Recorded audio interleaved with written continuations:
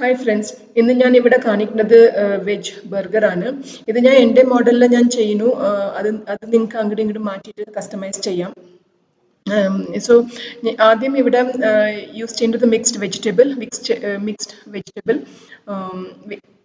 ഞാനിവിടെ എടുത്തിരിക്കുന്ന carrot, beetroot, sweet potato and potato. അളവൊന്നുമില്ല, എങ്ങനെയാ വെച്ചാൽ അങ്ങോട്ട് ഇങ്ങോട്ട് ഇടാം. പിന്നെ അത് വേണമെങ്കിൽ കോളിഫ്ലവർ, ഗ്രീൻ പീസ് യൂസ് ചെയ്യാം, വെജിറ്റബിൾസ്. പിന്നെ അത് വെജിറ്റബിൾസ് ഒക്കെ ഒരു കുക്കറിലിട്ടിട്ട് ഉപ്പും ഇച്ചിരി വെള്ളം ഇട്ടിട്ട് നന്നായിട്ട് അത് വേവിച്ചെടുത്തിട്ട് അതിങ്ങനെ നന്നായിട്ട് സ്മാഷ് ചെയ്യണം. പിന്നെ അതിൽ ആവശ്യത്തിനുള്ള സ്പൈസസ്, ഗരം മസാല, ജീരകം പൗഡർ, എന്താ വെച്ചാൽ അത് സ്പൈസസ് ഒക്കെ ഇട്ടിട്ട് നന്നായിട്ട് അതൊന്ന് സ്മാഷ് ചെയ്തെടുക്കാം. പിന്നെ അത് കുറച്ച് ചൂടാറിയ ശേഷം പിന്നെ ഇങ്ങനെ നന്നായിട്ട് ഓരോരോ ഉരുളയായിട്ട് എടുത്തിട്ട് അത് പാറ്റീസ് പോലെ അത് ഉണ്ടാക്കിയിട്ട് തവല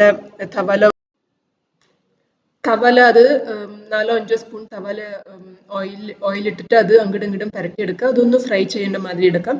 ഇത് വേണമെങ്കിൽ ഡീപ് ഫ്രൈയും ചെയ്യാം, പക്ഷെ ഞാനിത് ഡിന്നറിന് ഉണ്ടാക്കിയതുകൊണ്ട് ഞാൻ ഓയിൽ ഇത്രയും മിനിമൈസ് ചെയ്തു.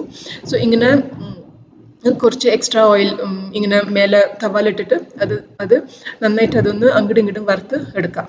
സോ ഇതാണ് അതിൻ്റെ പാറ്റീസ്. പിന്നെ അങ്ങനെ എല്ലാ ഉരുളയും എല്ലാ വെജിറ്റബിൾസും ബോയിൽ ചെയ്ത വെജിറ്റബിൾസും ഇങ്ങനെ പാറ്റീസ് പോലെ ഉണ്ടാക്കി എടുക്കാം. പിന്നെ ഞാനിവിടെ ഫ്രഞ്ച് ഫ്രൈസ് ഉണ്ടാക്കണം. കുറച്ച് ഒന്നോ രണ്ടോ പൊട്ടാറ്റോ അതൊന്ന് ലോങ് ആയിട്ട് കട്ട് ചെയ്തിട്ട് അതൊന്ന് വറുത്തിട്ട് പിന്നെ അതിൽ ഇച്ചിരി ഉപ്പും മുളകും പുരട്ടി വെച്ചു. പിന്നെ കഴിഞ്ഞു, ബാക്കിയെല്ലാം അസംബ്ലിങ്. പിന്നെ ഞാൻ ബർഗർ ബൺ യൂസ് ചെയ്തിരിക്കുന്ന ഹോൾ വീറ്റ് ബർഗർ ബണ്ണ കടയിൽ മേടിച്ചതാണ്. പിന്നെ അതൊന്ന് നടുക്ക് ഇങ്ങോട്ട് കട്ട് ചെയ്തിട്ട് നെയ്യിട്ടിട്ട് തവല ഒന്ന് ടോസ്റ്റ് ചെയ്യാം. കുറച്ച് നേരം അത് ടോസ്റ്റ് ചെയ്യാം, ജാസ്തി ടോസ്റ്റ് ആവരുത്, ജസ്റ്റ് അതൊന്ന് ടോസ്റ്റ് ആവണം. പിന്നെ കഴിഞ്ഞു, ബാക്കിയൊക്കെ അസംബ്ലിങ്.